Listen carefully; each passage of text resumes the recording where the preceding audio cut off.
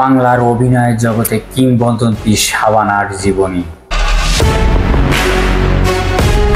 ৭৪-এর শাবানা বললেন, পরিবারটাই আমার জগৎ। ২৫ বছর ধরে অভিনয়ে তিনি নেই।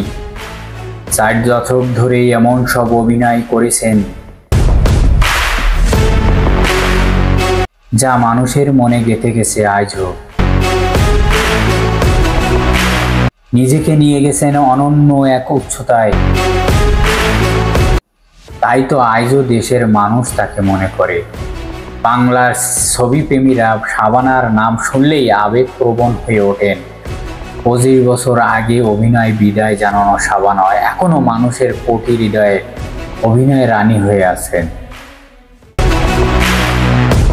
বাংলা চলচ্চিত্রের অভিনয়ে এই রানী শাবানা আজকের দিনেই তিনি জন্মগ্রহণ করেছেন। মাত্র ৮ বছর বয়সে সিনেমা অভিনয়ের নাম লেখান শাবানা। তেমসা পরিচালিত নতুন সুর নামে পরিচালিত ছবির শিশু শিল্পী হিসাবে কাজ করেন তিনি। এরপর চকরি ছবির নায়িকা চরিত্রে অভিনয় শুরু।